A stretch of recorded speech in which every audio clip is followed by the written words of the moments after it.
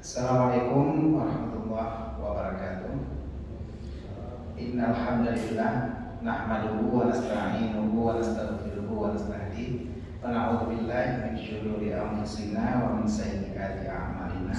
May yahdihillahu fala mudilla lahu wa may yudlilhu fala hadiya lahu. Asyhadu an la ilaha illallah wahdahu la syarika lahu wa asyhadu anna sayyidana Muhammadan abduhu wa rasuluh la nabiyya ba'dahu. Puji syukur mari sama-sama kita panjatkan kepada Allah Subhanahu wa taala, di mana pada hari ini Allah masih mengizinkan kita berjumpa, bersua dan bertatap muka bersama pada pengajian rutin setiap hari Selasa, yaitu pengajian kitab Minhajul Abidin.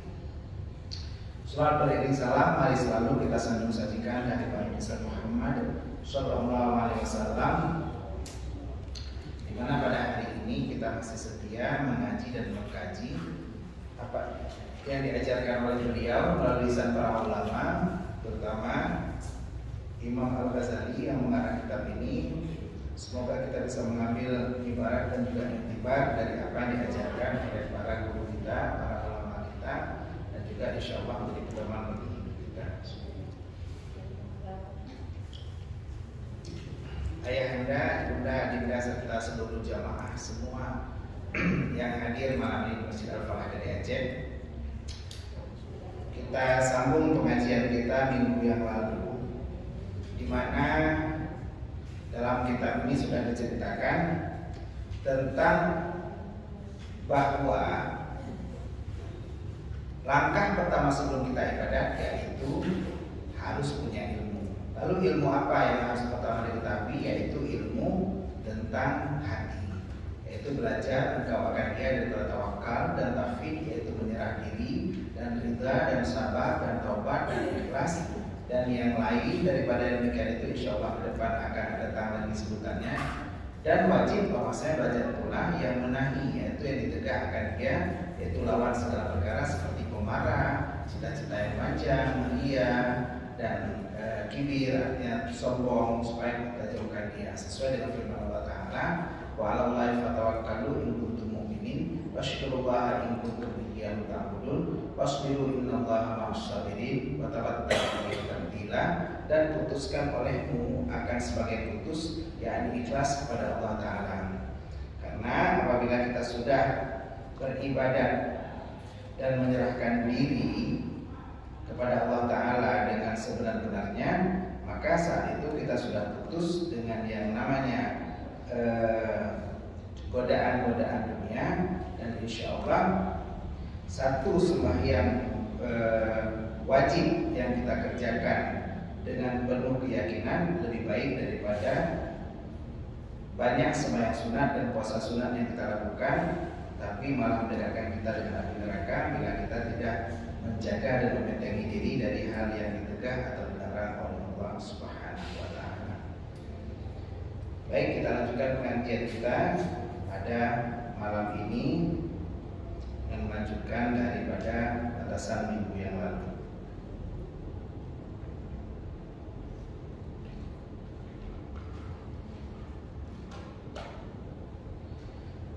Bismillahirrahmanirrahim. Qala musannif rahimahullah taala wa nafa'ana bi ulumihi fid dharain. Telah berkatalah pengarang, dan semoga semua kita yang hadir pada malam ini Allah berikan manfaat dengan ilmunya pengarang baik dunia maupun di akhirat. Amin amin ya rabbal alamin. Dan terkadang ada kamu meninggalkan atas maksiat daripada segala maasi yang mewajibkan dengan dia api neraka, dan kamu meninggalkan yang mubah daripada makanan atau minuman, dan tidur engkau menuntut dengan dia qurbah kepada Allah Ta'ala, maka adalah ia daripada orang yang tiada satu perolehannya. Kalau kita melakukan suatu tanpa ilmu, baik itu meninggalkan sesuatu yang dilarang oleh Allah ataupun yang mubah, yang seandainya itu berupa makanan atau minuman ataupun tidur, kita niatkan itu qurbah kepada Allah Ta'ala, tapi kalau kita tidak paham dengan ilmunya, maka kita akan menjadi orang yang tiada suatu perolehannya. Artinya sesuatu yang kita kerjakan semuanya berdasarkan daripada niat kita. Apabila niat kita tentu ibadah ataupun ilmu kita tentang tata cara yang kita lakukan tidak sempurna, maka insya Allah hasilnya tidak maksimal seperti yang kita harapkan. Dan yang bersangat daripada demikian sekaliannya adalah kamu jatuh dalam cita-cita, dan mencita-cita itu maksiat yang semata-mata, maka kamu menyangka niat kebajikan dengan sebab jahil kamu dengan perceraian antara keduanya. Nah, kadang-kadang kita melakukan suatu cita-cita yang maksiat. Kita pikirkan yang kita lakukan adalah kebaikan, padahal yang kita lakukan jadinya kejahatan dengan sebab kejahilan kita. Artinya dalam sesuatu itu tetap diperlukan ilmu. Terkadang kita lakukan padahal good, tapi karena kita caranya salah, metodenya salah, malah menjadi dosa yang lebih besar. Karena jauh masjid, karena jauh sembahyang, good, karena sobegah jauh masjid dan good. Tapi karena kita ada rianya, nah perlu rumah bau kampung ataupun wadai pun saja anak adanya wadai terkenal baru nyuh anak rame di masjid, karena kan memang yang jauh masjid si ulun terpilih lagi-lagi lu yang jauh masjid lain panena kedai nyuh anak jauh masjid. Nah di situ juga lah, padahal tadi kagak buat kita yang kita lakukan tadi adalah amal kebaikan, tapi karena jahil kita daripada ilmu, baik itu ilmu tasawuf mengontrol hati, maka menjadilah sebab kebinasaan kita. Sebab jahil kamu dengan perceraian antara keduanya, antara kebaikan dan kejahatan, atau dengan sebab hampir keduanya daripada setengah kelakuannya. Dan yang demikian lagi, kadang ada kamu dalam marah, maka kamu sangka akan dia merendahkan diri dan bersungguh-sungguh minta kepada Allah Ta'ala. Nah, terkadang sesuatu yang kita sangkakan itu marah atau merendah diri, malah itu menjadi sesuatu hal yang sangkaan kita salah, kita berpikir malah itu minta kepada Allah. Ada perbuatan-perbuatan yang memang karena faktor emosi, faktor perasaan, ini menjadi beda-beda hukumnya dan beda-beda perasaannya. Seperti orang yang dipengaruhi oleh marah dengan suatu hukum, misalnya hukum perceraian kepada istri. Urun kecilin rumah, gedale rumah karena emosi. Lalu dia berpikir bahwa Ustaz, lo menurut kali rumah, tapi lo menurut dengan pengen kan halal Ustaz, kan Allah kan tahu bahwa kita tadi emosi, artinya saya nggak sengaja. Nah dia membedakan antara tidak sengaja dengan emosi, itu hal yang berbeda. Talaknya tetap jatuh, cerainya tetap jatuh. Masalah emosi nomor 27 yang membatalkan cerai kalau seandainya dia dalam keadaan mabuk. Kalau dia tidak mabuk, walaupun emosi sama-sama lagi mabuk, Ustaz, enggak. Jadi marah, emosi dan segala sesuatu yang kita kerjakan tanpa ilmu malah membuat kadang-kadang sesuatu yang kita ketahui terbalik dari yang sebenarnya. Artinya yang tidak pegang Imam Ghazali semua ibadah atau yang kita lakukan baik itu wajib ataupun mubah ataupun meninggalkan maksiat, semua harus didasari dengan ilmu. Karena tanpa ilmu bisa jadi suatu kebaikan berubah menjadi kejahatan, pun bisa jadi yang mubah yang kita niatkan mendapatkan pahala malah tidak mendapatkan pahala. Karena memang ilmu menjadi patokan dan patokan dasar di dalam beribadah atau melakukan uluhiyah kepada Allah Subhanahu wa taala. Atau ada kamu di dalam ria semata-mata dan kamu menyangkakan memuji akan Allah atau menyerukan manusia kepada kebajikan. Nah, terkadang bedanya dalam keadaan ria. Sangsang bedanya kabeh hayu aduh ino maklum teku. Belum malik, belum duino, belum ceramah urang, belum dalam penyembah, belum ceramah urang. Sangsang tanya urang paling hayu di aduh muka bumi. Padahal itu ria. Saat kita punya sikap ria, baik kita urang khutbah, baik kitanya urang sebut, tanya urang ulama, tanya urang alim, maka yang tak kubur dikiranya mandum kacau, yang dikiranya mandum sudah debero, yang dikiranya mandum sia-sia belaka. Karena tadi tidak bisa mengontrol yang namanya hati. Maka mengambil kamu membilang-bilang atas Allah Ta'ala maksud dengan taat dan menyangka pahala yang amat besar pada tempat siksa, maka hitungan kita terhadap buku catatan kita menjadi salah. Kadang khutbah Jumat sang-sang berkepala rayaan. Padahal saat kita menyangka ringannya kita merasa kita lebih tinggi dari orang lain, itu sudah menjadi siksa, sudah menjadi amal dosa. Kadang memang membelah minetas membut si cium dan dua-duanya. Saya duduk lebih tinggi daripada Abi dan Umi Bandung. Idam tegabu, idam ria, idam sum'ah, idam ujuk. Mahayu lo, olah ipanena do iu. Long do itu. Nah, saat itu sejam yang kita lalui seakan-akan malaikat rakib yang mencatat kebaikan kita, tapi ternyata berubah jadi malaikat atid yang mencatat. Sejam saya Ramadhan logi mentagil mau bunuh nasib. Hana pahala nasib tembur berjuta. Gara-gara tadu ino sijil, dakur napala jadi dosa. Tadu ada upi nasib. Apa hana dua tadu ini mengadong. Tapi gara-gara tadu ino bukan menemui pahala, malah dapat dosa. Kalau kita tidak bisa mengontrol atas ilmu yang kita peroleh, atas sesuatu yang kita lakukan. Kitab Minhajul Abidin mengingatkan kita ternyata semua tidak seperti yang terlihat. Hana mandum lagi tekanan sangsang tekanan dengku yang sebut urang yang perasaan menjadi ahli syurga, bisa jadi besok kita lihat dia malah urang pun di dalam neraka. Karena kadang-kadang urang yang pegah lebih ke godro dan kubur nya lebih bersiksa pula. Makanya hati-hati. Bukan berarti saat kita sudah dapat kebaikan, sudah tak sembahyang, tapi hanya kita nyok. Yang sempat hati kita berpikir bahwa kita yang paling hebat, malah yang kita lakukan tidak punya manfaat. Apalagi yang kita lakukan tanpa ilmu. Tadi itu cerita ilmu hati. Sholat yang kita lakukan sakit dan sembahyang. Sebentar lagi kita mau sholat isya. Sholat itu ibadah. Tapi sholat tidak punya makna kalau dalam ilmu tasawuf tanpa adanya kekhusyukan. Karena tanpa khusyuk maka sholat itu akan jadi sia-sia. Kita pernah dengar ayat Quran. Mungkin semua kita di sini bisa hafal ayatnya. Inna sholata tanha anil fahsya'i wal munkar. Mungkin kita tahu. Tapi yang kita lupa, ayat ini itu ujung ayat. Ujung ayat. Artinya bukan di awal ayat. Inna sholata tanha anil fahsya'i wal munkar. Sesungguhnya sholat bisa mencegah daripada perbuatan keji dan munkar, itu ujung ayat. Di awal ayatnya, utlu ma uhiya ilaika minal kitab wa aqimus shalah. Bacalah apa yang Allah wahyukan kepadamu daripada kitab dan dirikan sholat. Artinya, sholat itu baru bisa menjadi pencegah daripada keji dan munkar bila sholat itu didirikan. Bukan sholat yang dilakukan, tapi yang didirikan. Didirikan artinya memenuhi semua syarat dan rukun, termasuk dengan khusyuknya. Tanpa khusyuk, sholat yang kita lakukan tidak punya makna. Tanpa khusyuk, sholat yang kita lakukan ternyata tidak mampu mencegah keji dan munkar. Khusyuk dalam sholat ternyata ada 3 bagian.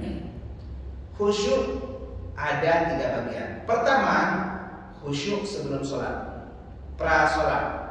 Kedua, khusyuk di dalam sholat. Ketiga, khusyuk setelah sholat.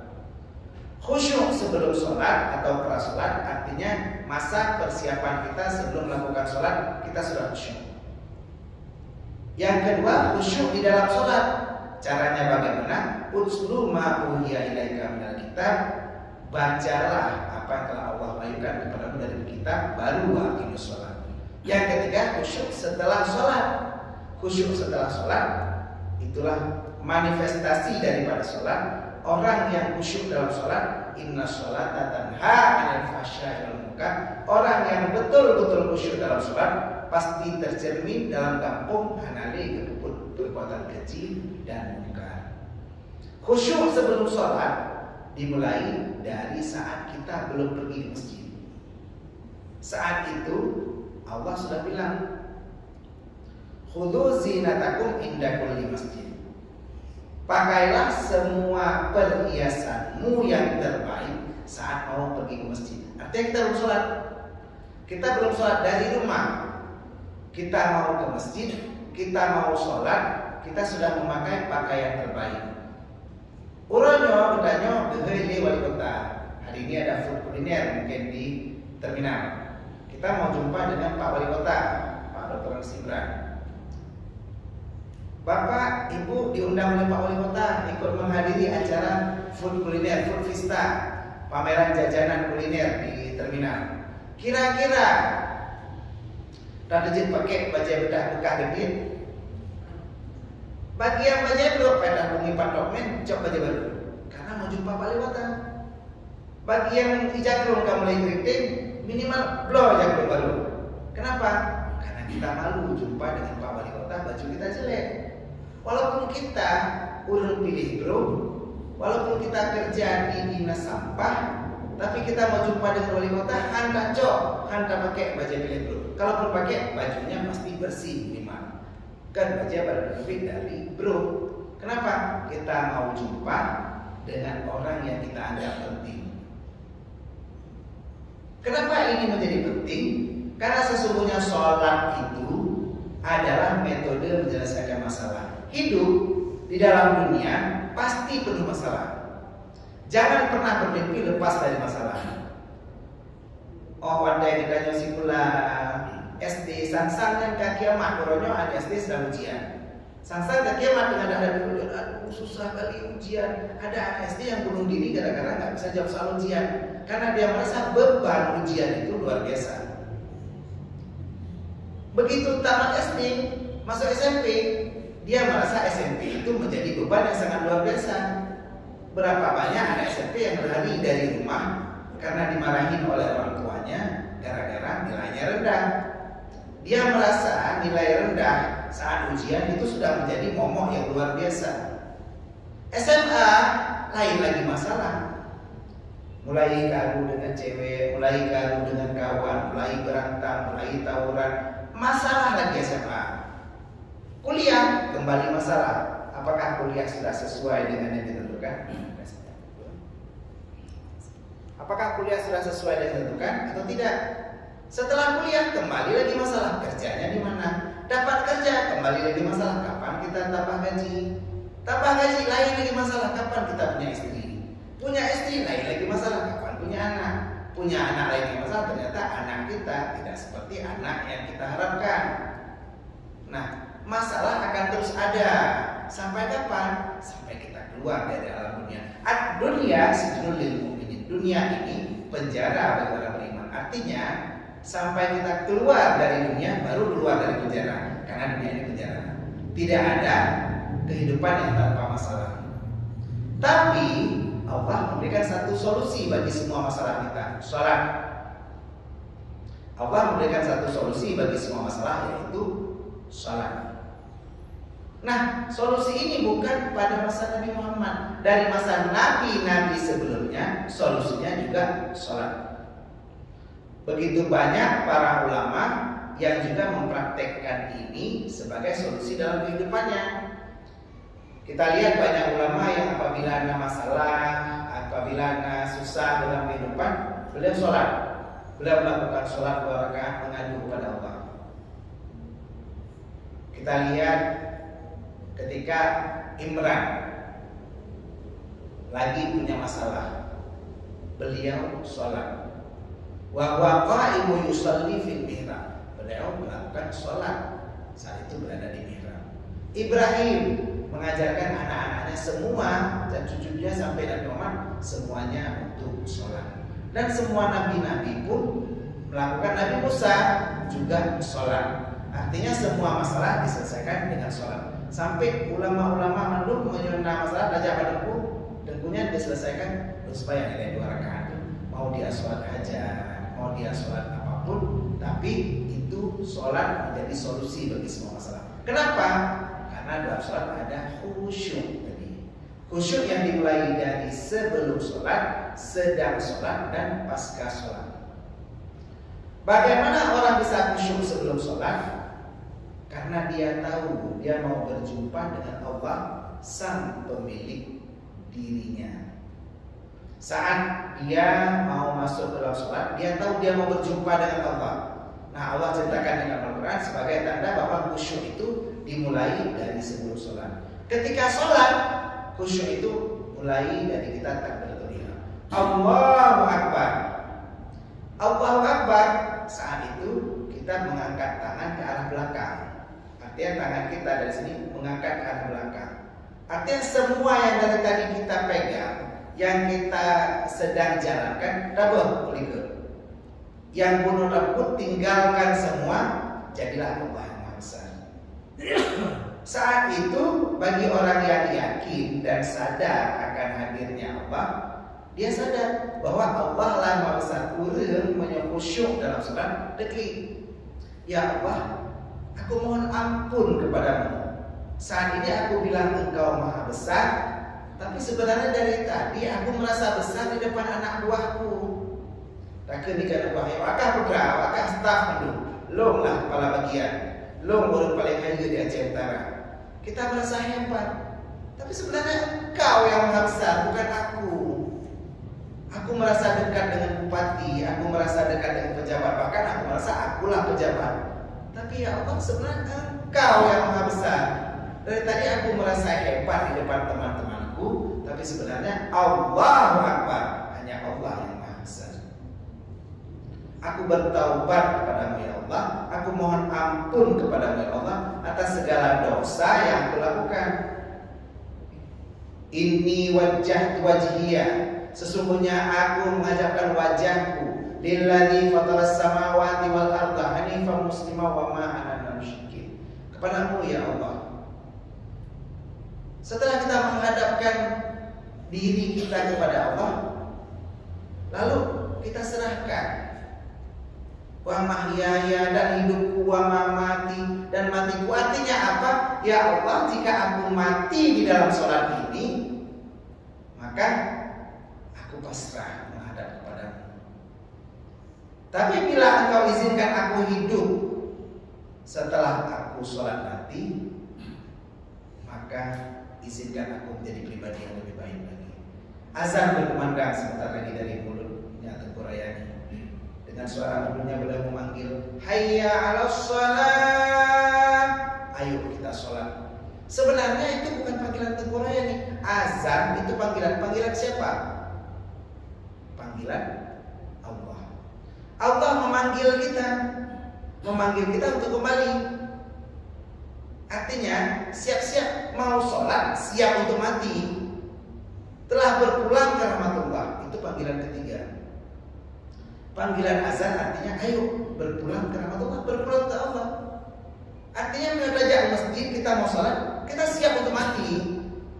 Kita harus siap untuk mati. Allah memanggil. Sungguh sangat indah kalau kita bisa mati dalam keadaan sholat. Dan paling indah lagi kalau dalam keadaan sujud. Dengan sujud dengan meninggal, itu paling indah. Karena itu masa paling dekat kepada Allah. Aqrabul abdi indallah hina sujud. Paling dekat hamba kepada Allah yaitu ketika sujud. Kalau sempat meninggal ketika sujud, nya paling dekat.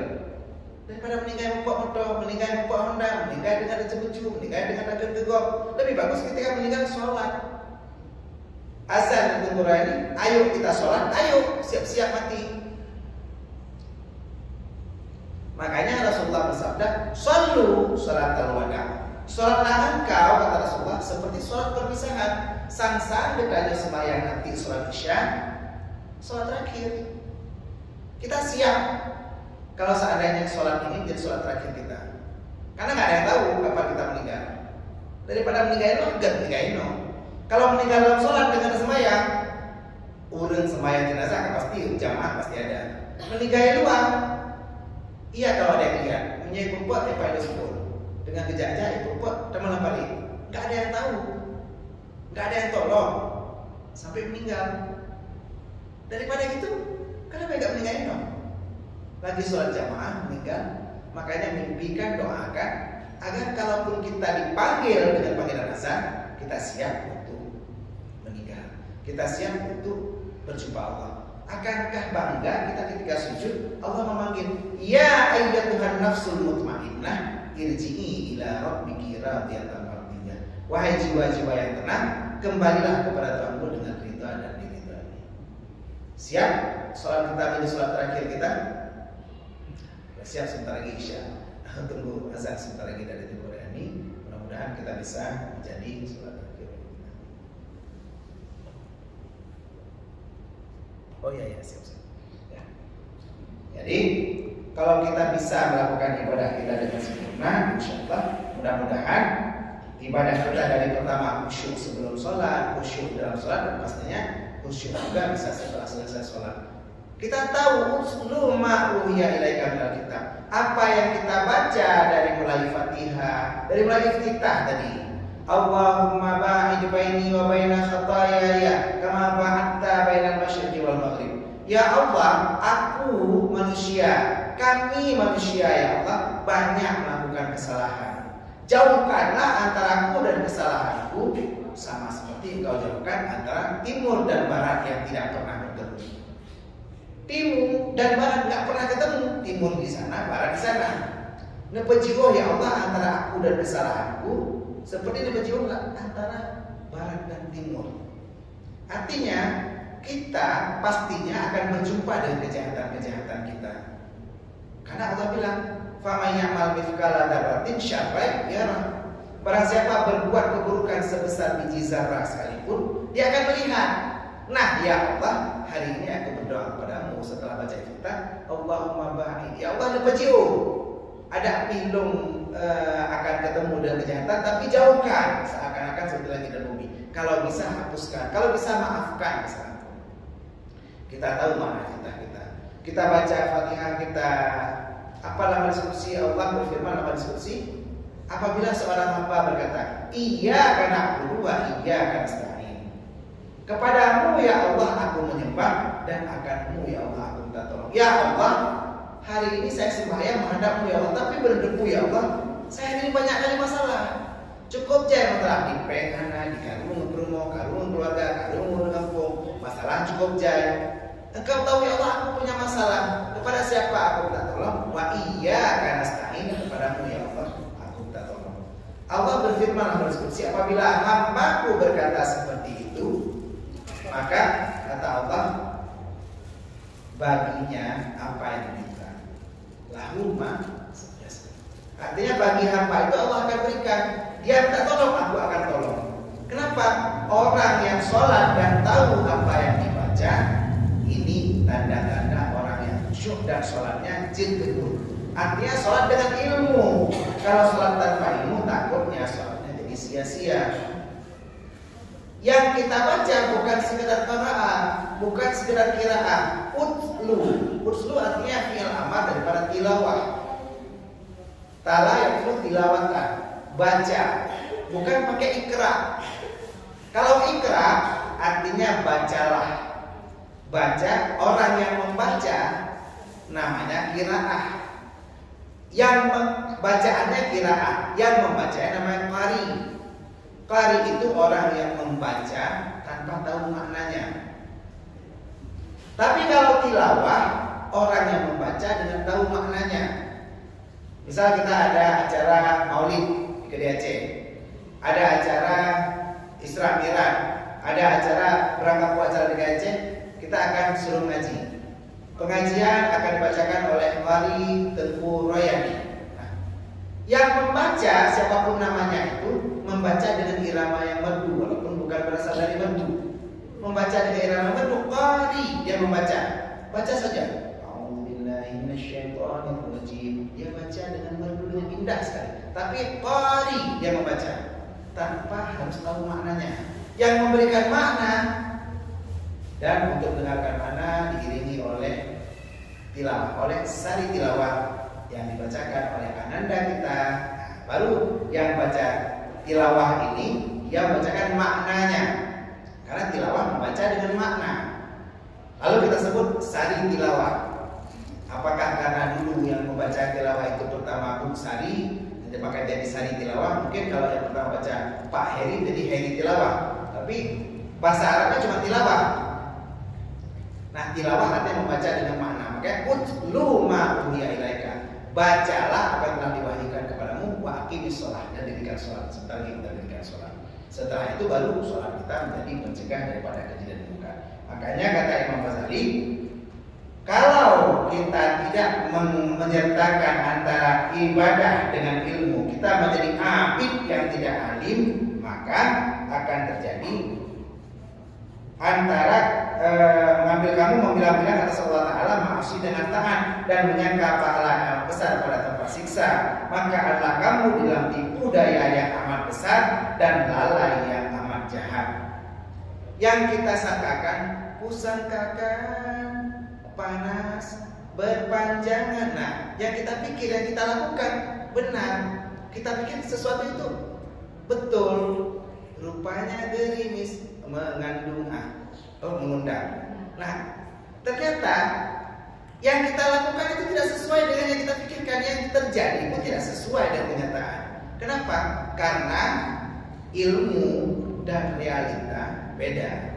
Antara ekspektasi kita dengan realita beda. Jadi adalah kamu di dalam tipu daya yang amat besar dan lalai yang amat jahat. Saat kita berpikir tanya karya surban, ada uji keimung, ada tekan di belakang tanya rumput dalam surga. Ternyata malah kita yang pertama masuk neraka gara-gara ada tipu daya di dalam hati kita. Makanya ilmu tasawuf yang kita belajar hari ini menjadi benteng hati dan penjaga agar amal ibadah kita walaupun halal. Tanya paling sembahyang perle, siuro 5 ke paling. Tapi jin kebun, paling nak puasa perle. Tapi jin kebun. Untuk apa kita sholat setiap hari sampai 100 rakaat? Tapi ternyata sholat kita tidak menjadi makna bagi kita. Sholat kita malah menjadi api neraka bagi kita. Dan sembahyang, kita menyangka bahwa sembahyang kita bisa memberikan keselamatan bagi kita. Ternyata gara-gara sembahyang kita lah kita masuk neraka. Fawailul lil musallin, maka neraka wail bukan bagi pencuri, maka neraka wail bukan bagi orang korupsi, maka neraka wail bagi lil musallin, bagi orang yang sholat. Orang yang sholat masuk neraka wail. Orang yang tidak sholat masuk neraka saqar. Masalakakum fi saqar? Apa yang memasukkanmu dalam neraka saqar? Qalu lam naku minal musallin. Mereka berkata, kami dulu tidak sholat, masuk neraka saqar. Orang yang sholat masuk neraka wahyu. Artinya bukan masuk surga kalau dalam sholatnya dia lalai. Fawailul lil musallin alladzina hum fi sholatihim sahun walladzina hum yura'un. Dan mereka riya. Riya itu yang kontrol diri kita sendiri. Apakah kita yura, artinya melihatkan, daripada ru'yah. Kita lihat kepada orang lain itu ru'yah, tapi melihatkan, memperlihatkan kepada orang lain yura. Kita sholat kaprung kena wasafku, lalu kita fikir awal lagi melek-melek bayang panen nak lagi dulu. Lalu berdepu fadilah safku. Gara kita dalam sholat di depan, kita sangkanya kabehaya katanya. Nah, di sini juga jadi celaka bagi kita lebih dari sembahyang di rumah. Berarti Ustaz Gunawan lebih dari sembahyang rumah daripada sembahyang masjid? Tidak. Lebih bagus sembahyang di masjid tapi tidak ria. Makanya di sini kita bilang jaga jangan sampai kita jadi sia-sia sholatnya. Ustaz Nur, kamu tahu belum sih sembahyang daripada orang luar ada sembahyang? Iya, orang luar ada sembahyang belah Nabi Muhammad. Makanya ada gambar urungnya masuk neraka zakat. Kita yang di sini sholat jangan sampai masuk neraka wayang. Mudah-mudahan kita bisa masuk surga jangan bersama Rasulullah dan Imam Ghazali yang hari ini bercerita kepada kita. Maka inilah demi Allah bila yang memutuskan bagi orang yang mengerjakan amal dengan ketiadaan ilmu. Jadi orang yang puput ibadah tanpa ilmu maka ibadahnya menjadi sia-sia. Jadi inilah yang biasa kita katakan sia-sia ku korban selama ini. Nah, artinya kita ibadah, umur kita saat ini saya sudah 42, tapi sia-sia kalau ibadah kita tanpa ilmu. Termasuk hari ini kita belajar ilmu tentang bagaimana menjaga hati dan mengelola hati. Baik, kita sudah sampai di titik. Insyaallah pengajian ke depan kita akan mulai dari kemudian serta demikian sekaliannya di halaman 12 ayat ke-6 dan baik, semoga menjadi manfaat bagi kita semua, menjadi motivasi untuk kita melaksanakan ibadah tetap dengan ilmu. Kita bacakan Fatihah bagi kita semua di tanggal 6 Desember 2022 ini. Semoga kita bisa terkabul hajatnya bagi yang punya keinginan untuk bisa lebih mendekat kepada Allah, ataupun bisa menegakkan kata suci, atau ingin bisa menghadiahkan kepada orang-orang tercinta, atau Allah. Kita bacakan Fatihah untuk kita semua. Ila hadratin Nabi Mustafa Rasulullah sallallahu alaihi wasallam wa ala alihi wa sahbihi wa dzurriyyatihi ajma'in wa ala kulli sahabati wa tabi'in wa tabi'in wa bisa.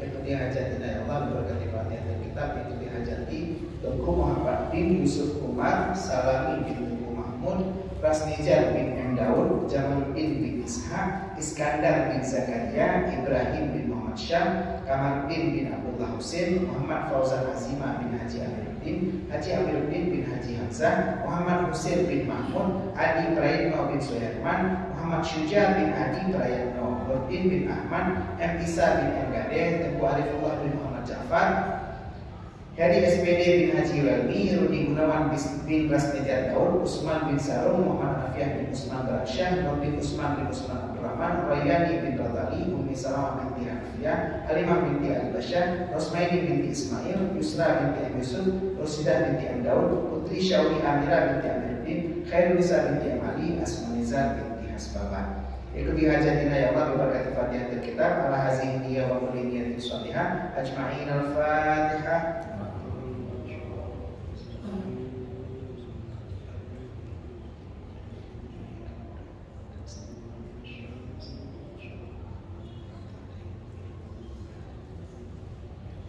Terima kasih atas segala perhatian, mohon maaf atas segala kekurangan. Assalamualaikum warahmatullahi wabarakatuh.